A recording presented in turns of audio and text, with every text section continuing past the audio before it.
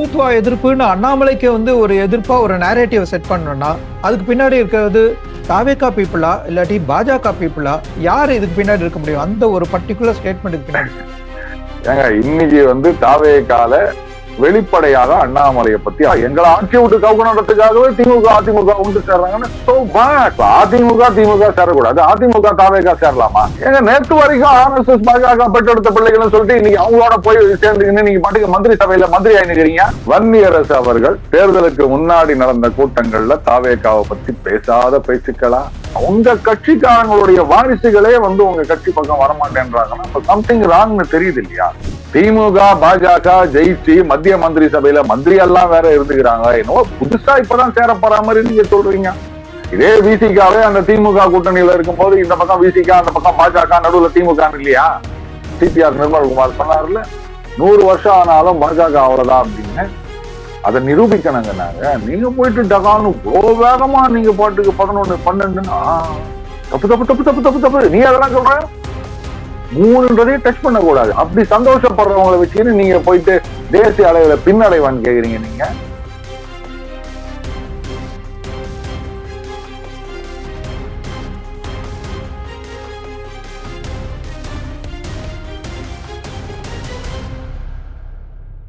வணக்கம் தென்னவன் மீடியா நண்பர்களே. இன்று நம்முடன் அரசியல் விவாதத்தில் இணைந்திருப்பவர் உங்கள் அபிமான டெய்லி பஞ்ச் அருண்.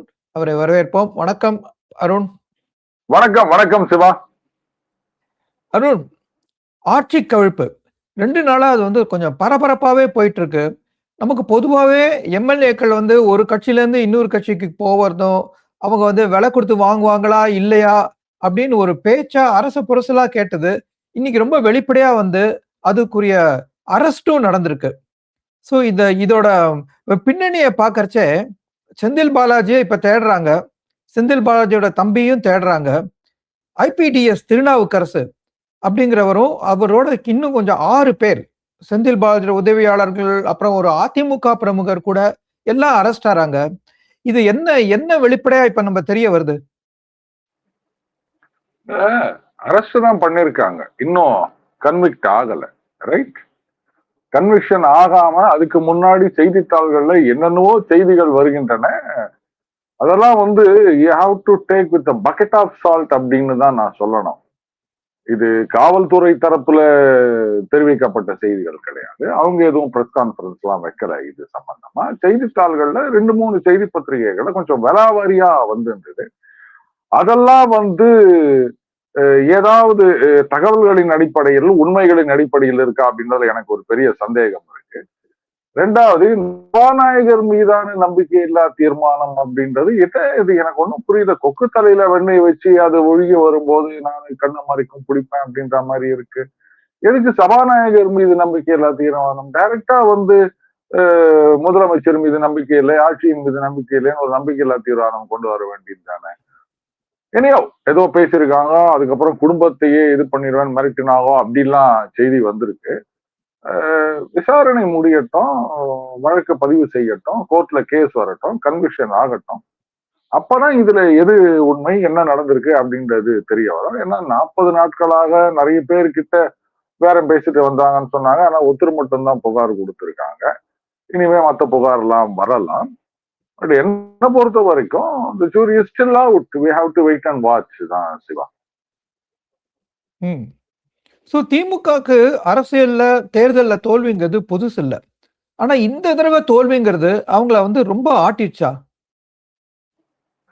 கரெக்ட் தான். அதாவது திமுக இல்ல அதிமுக இப்படிதான் மாறி மாறி வருவாங்க. இந்த தடவை ஆட்சி போனது மட்டும் இல்லாம அவங்க பெரிதா நம்பிக்கொண்டிருந்த அந்த ஓட்டர் பேஸ்ன்றதுலயும் பெரிய சரிவு ஏற்பட்டு விட்டது. அதை நான் இல்லைன்னு சொல்லல. இது வந்து சைக்கலாஜிக்கலா மிகப்பெரிய அடி, அந்த எலக்டோரலாகவும் மிகப்பெரிய அடி. அதுல எந்த சந்தேகமும் கிடையாது. இதுல இருந்து மீண்டு வருவதுன்றது திமுகவுக்கு ரொம்ப ரொம்ப கஷ்டம். ஏன்னா அவங்க வந்து அதை புரிஞ்சுக்கிட்டு சாதுரியமா காய் நகர்த்துறதுக்கு பதிலா அவங்க எடுத்த உடனேயே வந்து ஃபுல்லா அஃபென்சிவ் ஆட ஆரம்பிச்சிட்டாங்க.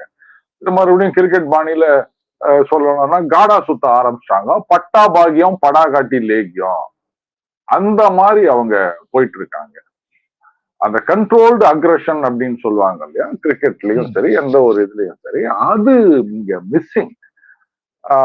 போதாக்குறைக்கு 6 மாசத்துல தேர்தல் வரும், அதை பண்ணோம் இதை பண்ணோம் அப்படின்னு சொல்லும் போது அதெல்லாம் வந்து இப்போ இந்த மாதிரியான குற்றச்சாட்டுகளுக்கு வலு சேர்க்கும் விதமாக இருக்கின்றது. அவங்க செஞ்சாங்களா இல்லையா அப்படின்றது விசாரணையில தெரிய வரட்டும். பட் இந்த மாதிரியான ஸ்டேட்மெண்ட்ஸ் எல்லாம் வந்து அப்போ அதை சாதகமாக்கி விடுகின்றது இல்லையா? அடுத்தது எந்தெந்த விஷயத்துல எதிர்க்கணும், எந்தெந்த விஷயத்துல வந்து கொஞ்சம் சட்டிலா போனோம் அப்படின்றத அவங்க புரிஞ்சுக்க மாட்டேங்கிறாங்க. எல்லாத்துலயும் கண்மூடித்தனமான எதிர்ப்பு அப்படின்னு சொன்னா யார சோர் லூசர் அப்படின்ற மாதிரிதான் ஒரு இம்ப்ரெஷனை உருவாக்கும். இது அவங்க வந்து புரிஞ்சுக்கிட்டாங்களா என்ன அப்படின்னு தெரியல. தேவையில்லாம எல்லாத்துலயும் எதிர்ப்பு, எங்கெங்க எதிர்ப்பு காட்ட வேண்டுமோ அங்க சரியான அளவுல சரியான விதத்துல அந்த எதிர்ப்பை காண்பிக்க வேண்டும்.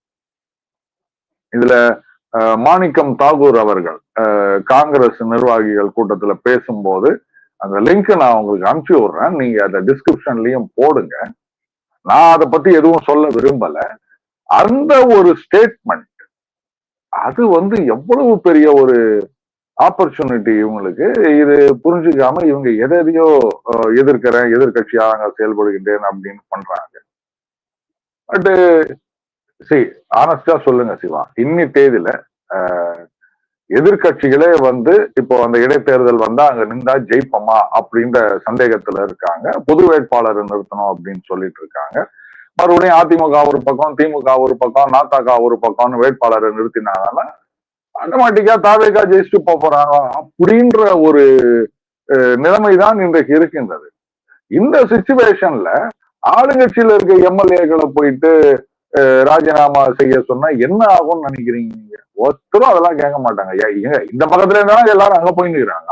அப்படி வச்சு அங்க இருக்கவங்களை போய் ராஜினாமா பண்ண செய்யணும்னா யார் பண்ணுவாங்க?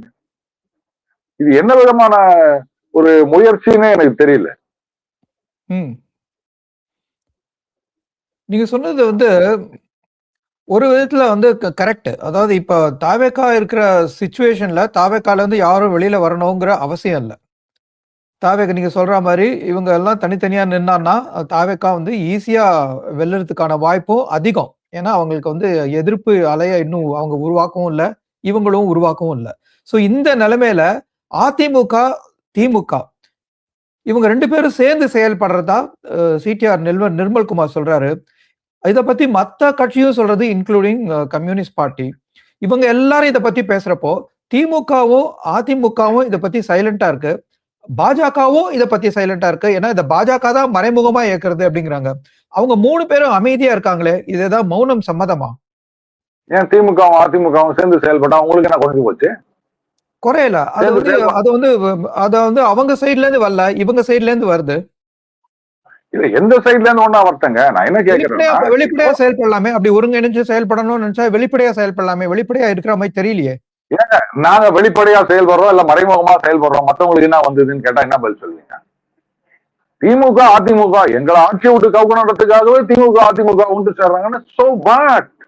ஏங்க நேற்று வரைக்கும் ஆர்எஸ்எஸ் பாஜக பெற்றெடுத்த பிள்ளைகள் சொல்லிட்டு இன்னைக்கு அவங்களோட போய் சேர்ந்துக்கின்னு நீங்க பாட்டுக்கு மந்திரி சபையில மந்திரி ஆயினுக்கிறீங்க. நீங்க எப்படி வந்து அதிமுக திமுக சேரக்கூடாதுன்னு சொல்லலாம்? பதவிக்காக அவங்க சேர்ந்தாங்கன்னா நீங்க எதுக்காக சேர்ந்தீங்க எனக்கு சொல்லுங்க. அப்ப சேர்ந்தோம். இப்ப கம்யூனிஸ்ட் மாதிரி பிசிகாவை பொறுத்த வரைக்கும் அவங்க என்ன சொன்னாங்க, இந்த மாதிரி வந்து இடதுசாரி சக்திகள் என்ன முடிவு எடுக்கின்றார்களோ அதை ஒட்டி எங்கள் முடிவு இருக்கும். அதே மாதிரி அவங்க வந்து அங்க ஆதரவு கொடுக்குறோம்னு சொன்னோன்னா இவங்களும் ஆதரவு கொடுக்குறோம்னு சொன்னாங்க. அப்ப என்ன இடதுசாரிகள் வந்து மந்திரி சபையில சேர்றோம்னா சொன்னாங்க? நீங்க மட்டும் ஏன் போய் சேர்ந்தீங்க?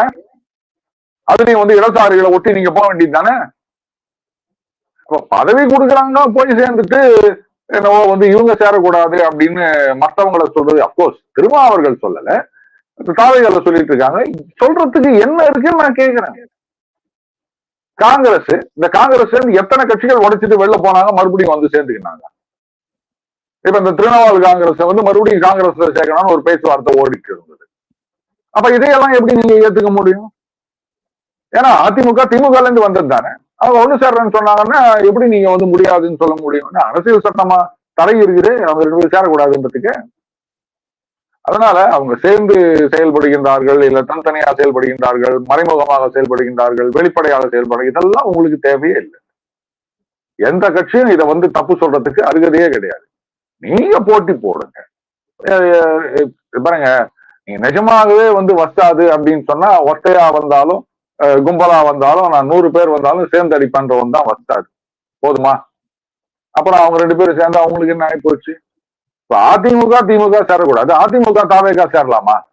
அதே அது எந்த அந்த விதத்துல விஷயத்துக்கு தான் வரேன் அதுக்கு தான் வரேன். இவங்க என்ன சொல்றாங்க, அதிமுகவும் திமுகவும் சேர்றது ஒரு தெய்வ குத்தம் மாதிரி வந்து ஆதவ அர்ஜுனா ப்ரொஜெக்ட் பண்ணிட்டு, அதே சமயத்துல அவங்களுக்கு இடைத்தேர்தலுக்கு வந்து அதிமுகவோட ஒரு கட்டமைப்பு அவங்களுக்கு தேவை. அதிமுகவும் தாவேகாவும் இறங்குறது தான் இப்ப 60% அதிமுக வந்துருச்சான், இன்னொரு 30% இருக்கு அப்படிங்கிறாரு. இதுல எவ்வளவு தூரம் உண்மை? 2 விஜயபாஸ்கரும் ஒரு சில மினிஸ்டரும் வந்துட்டா அதிமுகவே வந்துட்டதா அர்த்தமாயிடுமா? இல்ல இன்னைக்கு பாத்தீங்கன்னா அதிமுகல இருந்து இவங்கதான் இப்ப வந்து ரிசைன் பண்ணிட்டு வந்திருக்காங்க. இன்னும் வருவதற்கு பல பேர் காத்து கொண்டு இருக்கின்றார்கள். அதனால அந்த கூடாரம் வந்து கலகலத்து போய்விட்டது, அது நல்லாவே தெரியுது.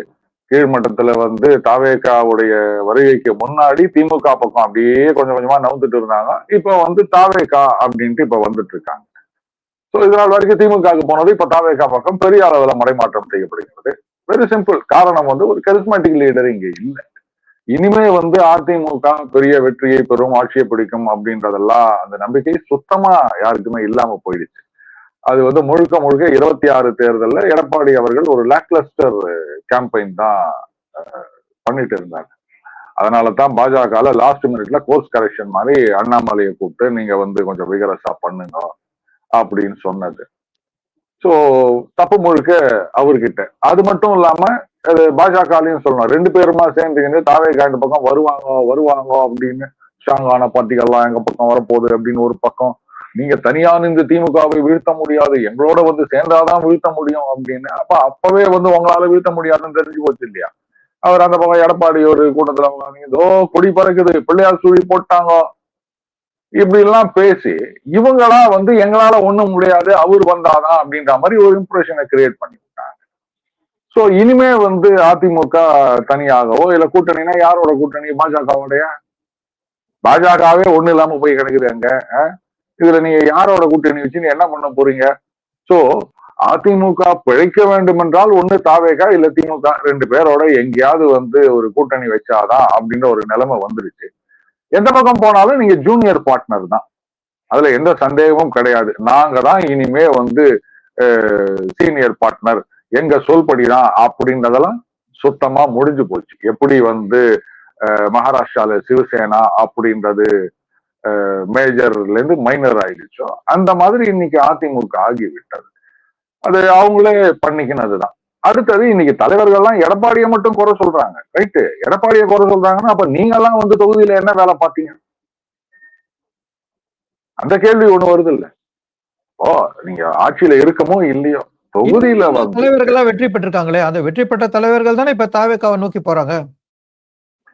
எல்லாம் கரெக்டுங்க. எல்லாரும் அந்த மாதிரி செயல்பட்டார்களா? அவங்க ஜெயிச்சாங்க அப்படின்றதுனால தொகுதியில வேலை செஞ்சாங்க நீங்க எடுத்துக்க முடியாது. இப்ப திமுக இதோட வலுவா இருந்தது. நீங்க சொல்றத கேட்டு அதிமுக அவ்வளவு வலுவா இல்ல, லாக்லஸ்டர் கேம்பெயின் எடப்பாடியோடது அப்படின்னு எடுத்துக்கிட்டோம்னா, திமுக வலுவா இருந்ததுன்னு வச்சுக்கிட்டோம்னா, அந்த திமுகவையும் தானே வந்து தாவேகாவோட வந்து ஒரு அலை வந்து எல்லாத்தையும் அடிச்சுட்டு போயிருக்கு.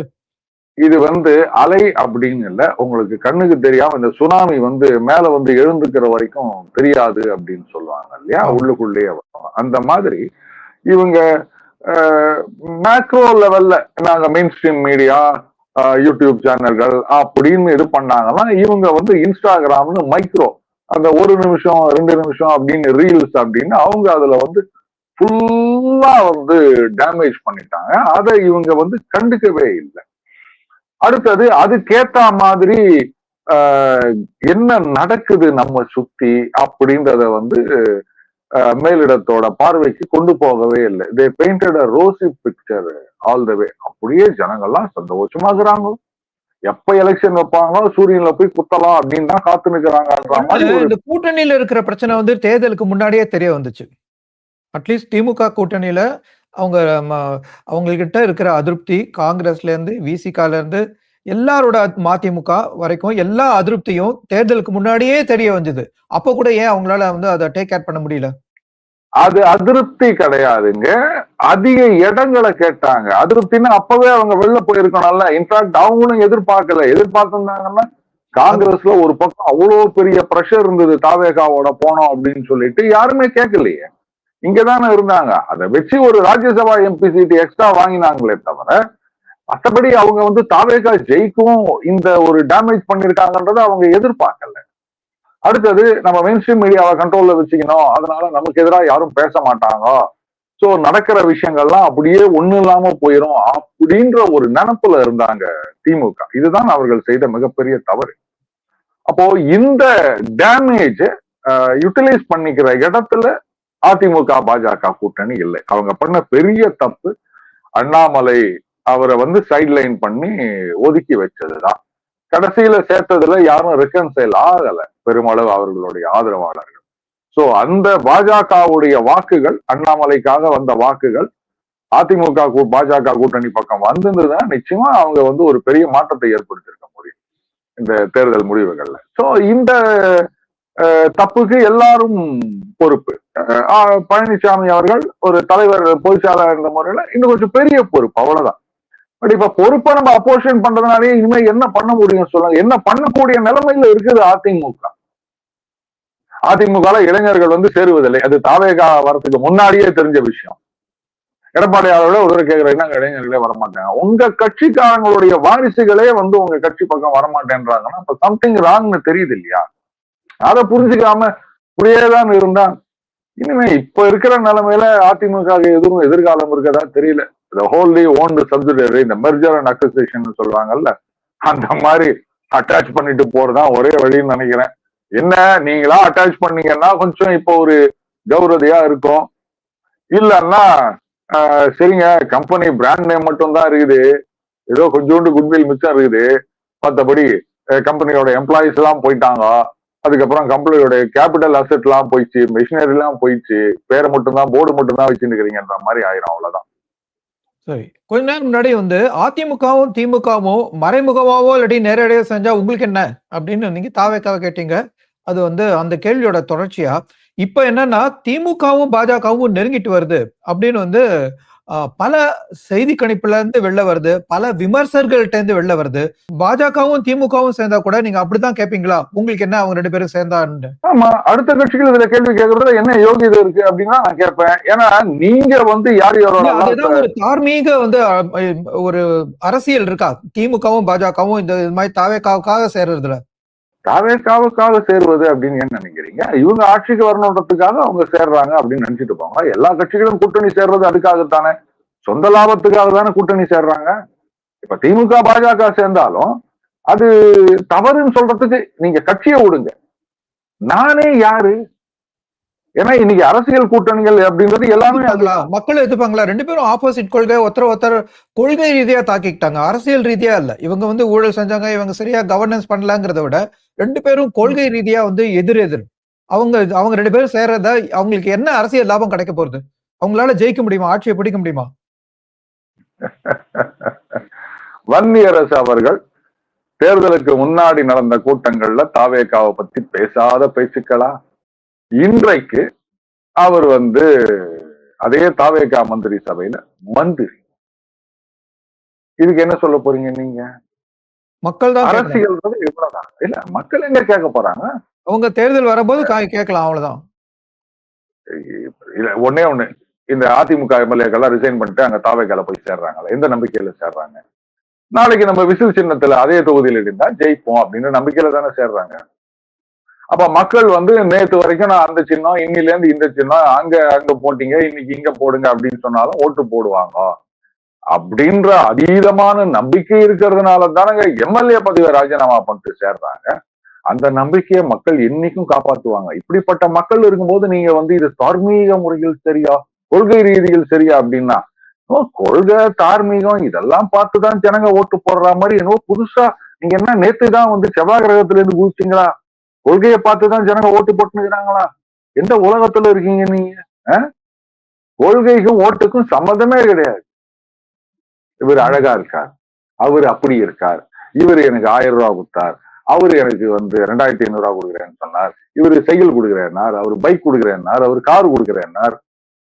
இதுல எங்க கொள்கை இருக்குது?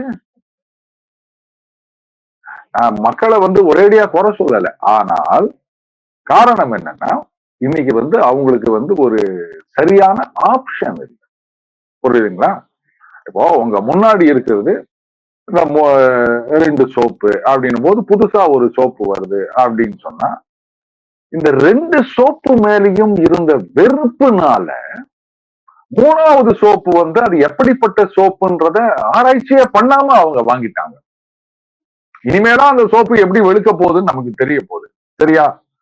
அப்போ அந்த சோப்பு நல்ல சோப்பா, நல்லா வெளுக்குமா அப்படின்றதெல்லாம் யோசிக்காம அந்த சோப்பு வாங்கினாங்கன்னு சொன்னா, அப்ப இது வரைக்கும் அந்த 2 சோப்பும் நல்லா உங்க தலையில மிளகா அரைச்சிருக்கு அப்படின்றது உங்களுக்கு புரியுது இல்லையா சிவா?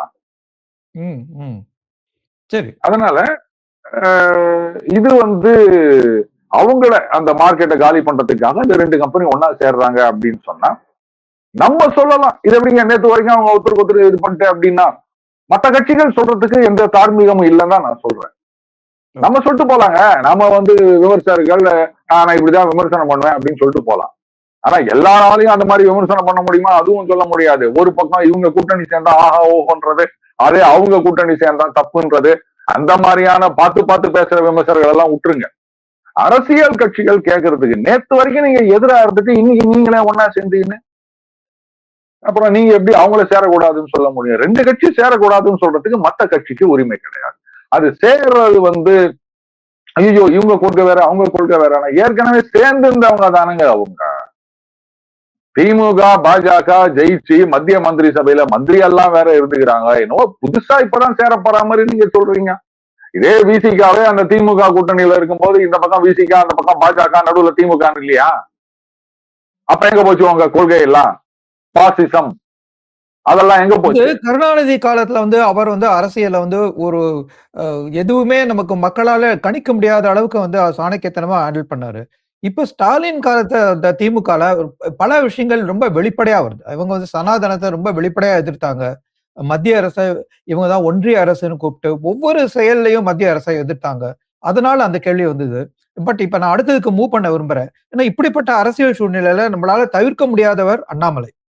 அண்ணாமலை இப்ப வந்து திமுக, பாஜக, அதிமுக எல்லாரும் ஒன்னா அவங்க வீக்கான சமயத்துல தாவேகாக்கு வந்து ஒரு எதிர்கட்சி தேவை. அவங்களுக்கு எதிர் அரசியல் பண்ணதுக்கு ஒரு இளைஞர்களோட கூடிய சக்தி தேவை. ஏன்னா இளைஞர்கள் இப்ப அண்ணாமலை பக்கம் போறதை நம்மளால வெளிப்படையா ஓரளவுக்கு பார்க்க முடியுது.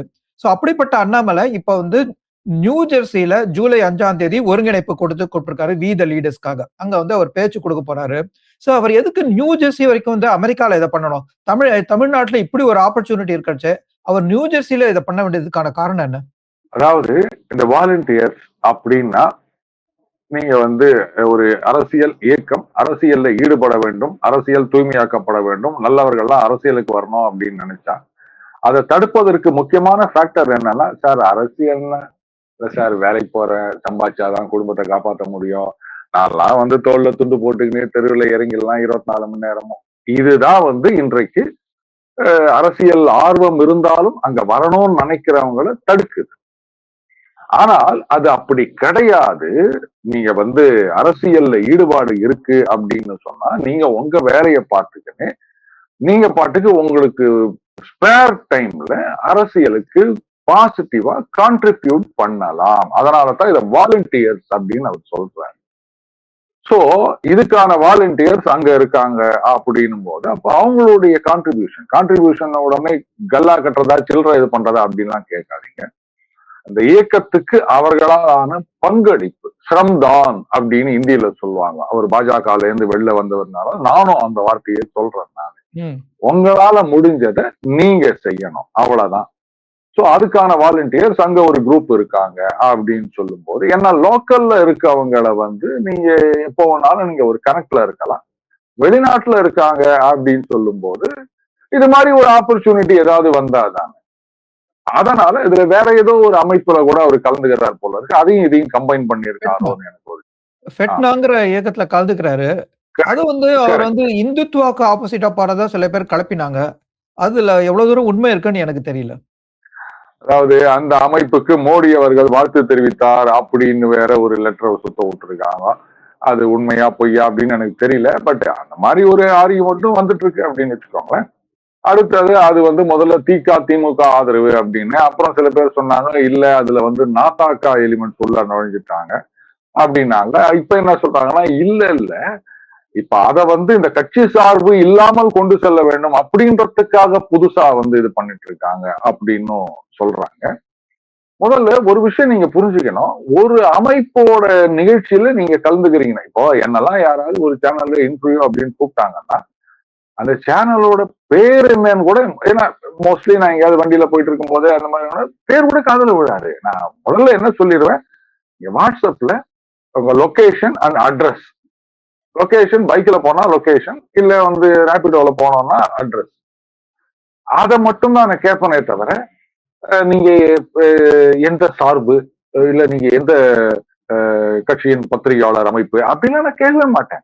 அதே மாதிரி அங்க போகும்போது சில பேர் கேட்பாங்க, சார் இந்த மாதிரி, இந்த பேர் தம்பி, நீ எப்படி ஒன்னா இருந்துட்டு போ, நீ என்ன கேள்வி ஒன்னா கேளு, நீ என்ன கேள்வி கேட்டாலும் நான் என்ன பதில் சொல்றேன்றதுதான் முக்கியம்.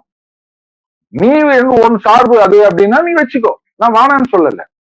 ஆனா என்கிட்ட அதை எதிர்பார்க்காத, சார் நாங்க வந்து இந்த கட்சிக்கு ஆதரவு, இல்ல அந்த தலைவருக்கு ஆதரவு, அதனால அவரை நீங்க அடிக்க கூடாது, அந்த கண்டிஷன் என்கிட்ட பேசக்கூடாது.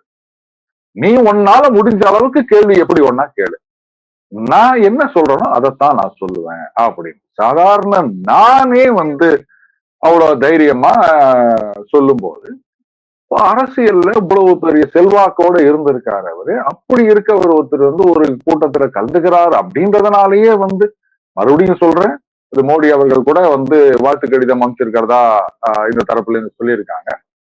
உடனே வந்து அவர் இந்துத்துவ எதிர்ப்பு அப்படின்னு சொன்னா, அதான் இங்க அந்த பாஜக இருக்கவங்களுக்கு வந்து என்ன இதுக்கு யார் அரசியல் காரணமா இருக்கணும்? ஏன்னா இந்துத்துவ எதிர்ப்புன்னு அண்ணாமலைக்கு வந்து ஒரு எதிர்ப்பா ஒரு நேரேட்டிவ் செட் பண்ணணும்னா, அதுக்கு பின்னாடி இருக்கிறது தாவேகா பீப்புளா இல்லாட்டி பாஜக பீப்புளா, யாரு இதுக்கு பின்னாடி இருக்க முடியும்? அந்த ஒரு பர்டிகுலர் ஸ்டேட்மெண்ட்டுக்கு பின்னாடி. ஏங்க இன்னைக்கு வந்து தாவேகால வெளிப்படையாக அண்ணாமலையை பத்தி அவங்க எதுவும் பேசுறது இல்லை. அவங்க வந்து இந்த அதிமுகவை கொண்டு வந்து சேர்க்கணும் அதுல இருக்காங்க, இந்த திமுக பேரம் பேசுறாங்க, அதை இது பண்ணணும் அப்படிதான் இருக்காங்களே தவிர, அண்ணாமலை எதிர்த்து அவங்க பெருசா எதுவும் இப்ப அரசியல் பண்ணதா தெரியல. பாஜகல இருக்க சில பேர் தான் வந்து இந்த மாதிரி எல்லாம் பண்ணிட்டு இருக்காங்க.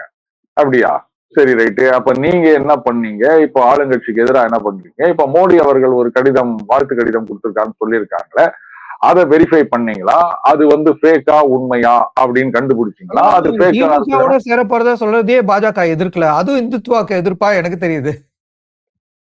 இல்ல அதான் நான் சொல்ல வரேன் நானு. சோ அது ஃபேக் அப்படின்னு சொன்னா பாருங்க, பிரதம மந்திரி பேர்லயே ஒருத்தர் ட்விட்டர்ல இது மாதிரி போட்டுக்கிறாரு அப்படின்னு சொல்லியிருக்கணும். அதுவும் சொல்ல முடியல. இங்க வந்து தாவேகாவுடைய நடவடிக்கைகளுக்கு எதிர்ப்பு தெரிவித்துக் கொண்டிருக்கின்றீர்கள். உங்களுடைய மத்திய நிதி அமைச்சர் அவங்க வந்து ஆமா அரசியல் பேசாம என்ன பேசுவார் அப்படின்னு சப்போர்ட் பண்ணிட்டு போறாங்க. உங்க கட்சியே உங்களுக்கு எதிராக நடக்குது. ஹெட் குவார்டர்ஸ் என்ன பண்ணுது அப்படின்னு லோக்கல் பிரான்ச்சுக்கே தெரியல. திமுகவோட போவீங்களா, தேர்தல் நேரத்துல சொல்லுவாங்க. தாவேகாவோட போவீங்களான்னு கேளுங்க, அப்பவும் தேர்தல் நேரத்துல போவாங்க. அப்படின்னா எங்க போவீங்கன்னு உங்களுக்கே தெரியல. எங்கே செல்லும் இந்த பாதை, யார்தான் அறிவாரோன்ற மாதிரி இருக்காங்க அவங்க. அதனால சேஃப் பெட் எதுன்னா அண்ணாமலை போட்டு அடி, அவ்வளவுதான். வேற என்ன பண்ண முடியும் சொல்லுங்க? என்ன அரசியல் பண்ண முடியும்? நீங்க பாட்டுக்கு தாவேகாவை இன்னைக்கு வந்து கண்டபடி எதிர்ப்பு தெரிவித்துட்டு நாளைக்கு தாவேகாவோட கூட்டணினா என்ன பண்ணுவாங்க? இப்ப இந்த திமுக வந்து ரைட்டு, ஏவாவேலு அவர்களுக்கு எதிராக ரெய்ட் எல்லாம் நடந்தது, பாத்தீங்கன்னா ஊழல் ஆட்சி, குடும்ப அரசியலை எதிர்க்க வேண்டும் என்று சொன்னோம், ஊழல் ஆட்சி அகற்ற வேண்டும் என்று சொன்னோம், அதனால் அகற்றப்பட்டு விட்டது. இப்படி எல்லாம் கூட சந்தோஷப்பட்டுக்க கூட முடியல. நாளைக்கு திமுகவோட கூட்டணி வந்துச்சுன்னா என்ன பண்றது அப்படின்னு இருக்காங்க. இவங்களை நீங்க என்ன பண்ண சொல்றீங்க? நீங்க ரொம்ப கஷ்டமான நிலைமை. நம்ம எல்லாம் வந்து ரொம்ப குடுத்து வச்சவங்க சிவா, என்ன ஒன்னா பேசலாம், அவங்களுக்கு எதுவும் பேச முடியாது, பயந்து பேச வேண்டியதாகுது, எங்க போவாங்கன்னு தெரியாம இருக்கிறாங்க. அவங்கள போய் நீங்க இந்த மாதிரி எல்லாம் கேள்வி கேட்டுங்கிறீங்களா? நியாயமா இது? அரசியல் அனாத வந்து அதிமுகவா பாஜகவா? அதாவது அரசியலில் ஒதுக்கப்பட்டவர்கள் அப்படின்னு சொன்னீங்கன்னா ஒரு கணிசமான பேர் இருந்தா ஒதுக்கப்பட்டவர்கள்னு சொல்லலாம். அந்த கணிசமான பேர் இருக்காங்களான்னு கூட இன்னைக்கு தெரியலையே சிவா பாஜகல. அதனால நீங்க எப்படி சொல்ல முடியும்? அது ஒரு என்டிட்டி அப்படின்ற இதை கூட இழந்து விட்டதா தான் நான் பாக்குறேன். எப்ப வந்து உங்க மேலிடமே உங்க கருத்துக்கு எதிராக பேசிட்டு இருக்காங்களோ அப்பவே வந்து அந்த என்டிட்டி அப்படின்ற ஒரு ஐடென்டிட்டியை நீங்கள் இழந்து விட்டீர்கள். நீங்க தமிழ்நாடு காங்கிரஸ் கூட எடுத்துக்காங்க, உள்ளுக்குள்ள பிரச்சனை இருக்கலாம், தாவேகாவோட சேரலாம், இல்ல திமுகவோட தான் இருக்கலாம் அப்படின்ற குழப்பங்கள் இருக்கலாம். ஆனா இங்க காங்கிரஸ், தமிழக காங்கிரஸ் ஒண்ணு சொல்லும் போது அங்க மேலிட காங்கிரஸ் இன்னொரு கருத்து சொல்லுது அப்படின்னு சொன்னா அதை நம்ம பார்த்திருக்க முடியாது. ஆனா பாஜக அது நடக்குது. இப்ப தமிழக காங்கிரஸ் வந்து ஆக்சுவலா கொஞ்சம் எழுந்துருச்சு. ஏன்னா நேத்தி மாணிக்கம் தாக்கூர் கூட்டணிக்கு பொதுவா அவர் உட்கார்ந்து அவர் பிரஸ் மீட் குடுக்குறாரு. விஜய் வந்து எல்லாரையும் சந்திச்சுட்டு போன அப்புறம். சோ காங்கிரஸுக்கு வந்திருக்கிற இம்பார்ட்டன்ஸ் பாஜகவுக்கு ஒரு பெரிய பின்னடைவு இல்லையா தேசிய அளவுல? அதை பத்தி எல்லாம் அவங்க யாருங்க கவலைப்பட்டாங்க? எங்களுக்கு என்னங்க வந்தது? 11% அப்படின்றதே மாயை. அது ஆக்சுவலா 2.63% தான் அப்படின்னு சொல்லி சந்தோஷப்பட்டு நிக்கிறாங்க. அவங்க கிட்ட போயிட்டு நீங்க தேசிய அளவுல பின்னாடி வேணா என்ன தெரியுமா சொல்லுவாங்க? அது பாருங்க, இத்தனை வருஷமா நாங்க இப்படித்தான் இருந்தோம், இன்னும் 60 வருஷம் ஆனாலும் நாங்க இப்படித்தான் இருப்போம். மந்திரி சிடிஆர் நிர்மல்குமார் சொன்னார்ல, 100 வருஷம் ஆனாலும் பாஜக அவ்வளவுதான் அப்படின்னு. அதை நிரூபிக்கணுங்க. நீங்க போயிட்டு டகான்னு இவ்வளவு வேகமா நீங்க பாட்டுக்கு 11 12 தப்பு தப்பு தப்பு தப்பு தப்பு தப்பு நீ அதெல்லாம் சொல்ற 3ன்றதையும் டச் பண்ண கூடாது. அப்படி சந்தோஷப்படுறவங்களை வச்சுன்னு நீங்க போயிட்டு தேசிய அளவுல பின்னடைவான்னு கேக்குறீங்க. நீங்க இங்க ஏதாவது ஓட்டு அதிகமா வந்தாதான் அந்த பின்னடைவுன்னு சொல்லுவாங்க. ஐயோ என்ன இவ்வளவு வேகமா போயிட்டு ஒரு தப்பு தப்பு அப்படின்வாங்க. இவங்களெல்லாம் நம்பிக்கின்னு ஒரு கட்சி. சோ இப்ப திருப்பி நம்ம தாவேக்காக்கு வருவோம் இறுதி கேள்வியா. சோ தாவேக்கால எம்எல்ஏக்களை இழுக்க முயற்சி பண்ணி அவங்க யாருமே போகாத பட்சத்துல சோ இப்ப வந்து தாவேக்கா தன்னுடைய கட்சி கட்டுப்பாட்டை நிரூபிச்சிருச்சா மக்களுக்கு? சரி, கட்சி கட்டுப்பாடுன்றதெல்லாம் இல்லைங்க. இன்னைக்கு நிதர்சனம் என்ன சிச்சுவேஷன் அதுதான். தாவேகால இருக்க யாரும் ரிசைன் பண்ண மாட்டாங்க. தாவேகால ரிசைன் பண்ணிட்டு நீங்க வந்து நாளைக்கு வந்து திமுக இல்ல அதிமுக சீட்ல நிப்பீங்களா? டிக்கெட்ல நின்னா ஜெயிக்க முடியுமா? மற்ற கட்சியில இருக்கவங்க எல்லாம் வந்து விசில் சின்னத்துல இருந்தா ஜெயிப்பாங்க அப்படின்னு எல்லாரும் ரிசைன் பண்ணிட்டு போகும்போது இந்த சைட்ல அது நடக்கவே நடக்காது. அப்படி யாராவது முயற்சி பண்ணாங்கன்னா அது வந்து அப்படியே செவுத்துல போய் முட்டிக்கிற மாதிரி தான். பட் யார் முயற்சி பண்ணாங்கன்றதெல்லாம் எனக்கு தெரியாது. அது கன்விக்ஷன் ஆனாதான் நான் சொல்லுவேன் நான். சோ அது வரைக்கும் வந்து இது வெறும் செய்திகள் தான், அவ்வளவுதான். நிறைய செய்திகள் வரும், அது பாட்டுக்கு போட்டோம். ஆதாரங்களை கோர்ட்ல சமர்ப்பிக்கணும், கோர்ட் வந்து அது முடிவு செய்யணும் என்ன நடந்திருக்கு அப்படின்னு. என்ன ஆதாரங்கள் அப்படின்றதும் கோர்ட்ல சமர்ப்பிக்கப்படும் போதுதான் தெரியும். வர செய்திகளை வச்சுலாம் நம்ம எதையும் வந்து எடுத்துக்க முடியாது சிவா. இன்னைக்கு வந்து அந்த மாதிரி ஓடிட்டு இருக்கு இந்த பத்திரிகையில. அதாவது ஒரு காலத்துல பாத்தீங்கன்னா சோசியல் மீடியால வர செய்தியை தான் நம்ப முடியாம இருந்தது. ஏன்னா இன்னைக்கு வரும் டகால்னு வந்து அந்த லிங்கை தூக்கிடுவாங்க, இல்ல அந்த ட்வீட்டை டெலீட் பண்ணிடுவாங்க, ஒண்ணும் தெரியாம போயிடும். அச்சடிச்ச பேப்பர்ல வரத நம்ம நம்பிக்கை இருந்தோம். இன்னைக்கு அதுவே அந்த மாதிரிதான் இருக்கு பல செய்திகள். அதனால கோர்ட்டு தீர்ப்பு மட்டும்தான் அவங்க ஆன்லைன்ல ஏற்றின பிறகு அதைத்தான் வந்து நம்ப முடியுன்ற நிலைமைக்கு நம்ம வந்துட்டோம். பட் இந்த ஆட்சி கவிழ்ப்பு அப்படின்னு நினைச்சுக்கின்னு எம்எல்ஏ வரைக்கும் வாங்கினாலும் அது வேலைக்கு ஆகாது. என்ன பண்ணணும்னா அந்த இடைத்தேர்தல்கள், அது 6, 8, 10, 12 வாட்டவர், அந்த இடைத்தேர்தல்ல வந்து இவங்க திமுக, அதிமுக, பாமக இவங்க எல்லாம் ஒரு அண்டர்ஸ்டாண்டிங் வந்து ஒரு காமன் வேட்பாளர், அது வெளிப்படையாகவோ இல்ல மறைமுகமாகவோ நிறுத்தி குறைந்தது பாதி இடங்கள்ல நீங்க வந்து எதிர்கட்சிகள் ஜெயிச்சா மட்டும்தான் ஒரு ஹோப் ஃபார் ரிவைவல் அப்படின்றது இருக்கு. அப்படி இல்லாம நாங்க வந்து வெறும் கோஷம் தான் போடுவோம் அப்படின்னு சொன்னா அது வேலைக்கு ஆகாது. சோ அந்த ஒரு ஆபத்தை ஒருவேளை அப்படி பொது வேட்பாளர் வந்தாங்கன்னா அதை தாவாக்கா எப்படி சமாளிக்க போகுது?